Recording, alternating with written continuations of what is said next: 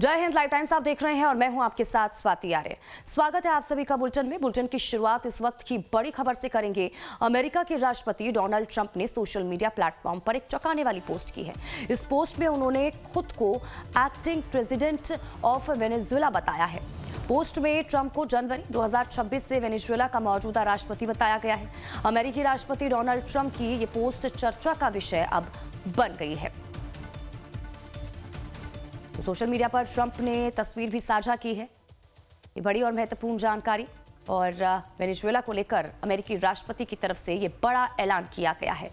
खुद को वेनेजुएला का एक्टिंग प्रेसिडेंट घोषित यहां पर ट्रंप की तरफ से किया गया है, और साथ ही साथ डोनाल्ड ट्रंप ने एक तस्वीर भी इसके साथ जारी की है। तो ये बड़ी और महत्वपूर्ण जानकारी, वेनेजुएला को लेकर ये बड़ा बयान और ये पोस्ट। कई सवाल अब यहाँ पर उठते हुए नजर आ रहे हैं, क्योंकि इससे पहले जो भी हमने देखा वेनेजुएला में, उसके बाद लगातार उस पूरे कदम की और ट्रंप के कदम की, अमेरिका के कदम की निंदा की जा रही थी। लेकिन अब इस पोस्ट के क्या कुछ मायने हैं, यहाँ पर ये देखना महत्वपूर्ण हो जाएगा।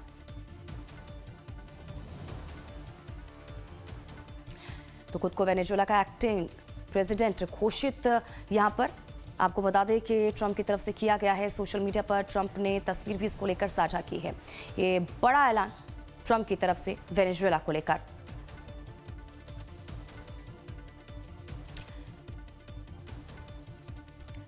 तो रक्षा विशेषज्ञ संजीव श्रीवास्तव इस पर हमारे साथ जुड़ चुके हैं।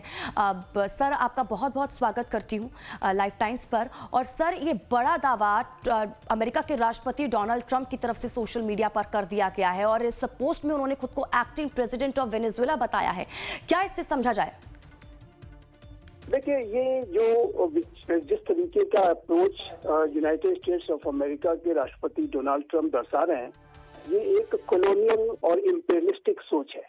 और किसी भी राष्ट्र के ऊपर एक मिलिट्री एक्शन लेकर के वहाँ के राष्ट्रपति को कैप्चर कर लेना, उनकी धर्मपत्नी को भी उठा लेना, और उसके बाद उसके ऑयल रिसोर्सेज पर अपना पूरा अधिकार कर लेना, और अब अपने आप को एक्टिंग प्रेसिडेंट बताना, ये जाहिर है कि ये अमेरिका के द्वारा जो कही गई जो बड़ी बड़ी बातें और जो democracy, human rights, UN charter led world order, democratic rules based order, उन सभी के बिल्कुल विपरीत जाकर के अमेरिका के राष्ट्रपति व्यवहार कर रहे हैं।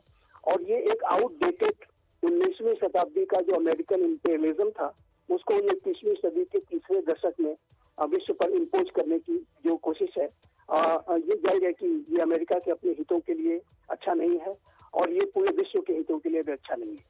और एक ऐसे समय में, एक ऐसे विश्व में कि जब दुनिया नाप के हथियारों के जखीरों पर बैठी हुई है, और जाहिर है कि 19वीं सदी में तो नाप के हथियार थे नहीं जब अमेरिका इंपीरियलिज्म करता था। लेकिन आज आप जो इंपीरियलिस्टिक और कॉलोनियल माइंडसेट के साथ दूसरे राष्ट्रों की टेरिटरी पर ऑक्यूपेशन करेंगे, तो जाहिर है कि आज के समय में अन्य महाशक्तियां भी इमर्ज कर चुकी हैं। China, Russia, India, Brazil, south Africa और विश्व के अनेकों जो राष्ट्र हैं, वो अपना उत्थान और विकास लगातार कर रहे हैं, और उन राष्ट्रों के पास भी वो महाविनाश के हथियार हैं जो अमेरिका के पास है।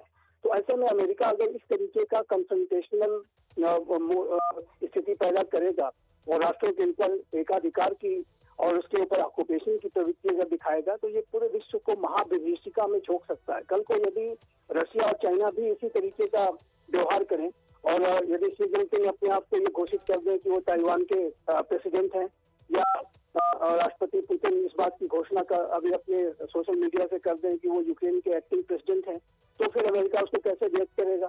और फिर जो अन्य राष्ट्रों के जो द्वारा इसी तरीके के फॉल्स टेरिटोरियल क्लेम्स जो किए जाते हैं, अगर इसी तरीके से चलते रहे तो फिर अगले दिन ही युद्ध हो जाएगा, और फिर ये नापी युद्ध में कब बदल जाएगा कोई नहीं जानता। तो ये जो प्रवृत्ति है, ये मैं मानता हूँ कि पूरी दुनिया के लिए बेहद खतरनाक, डेंजरस जोन में हम जा रहे हैं।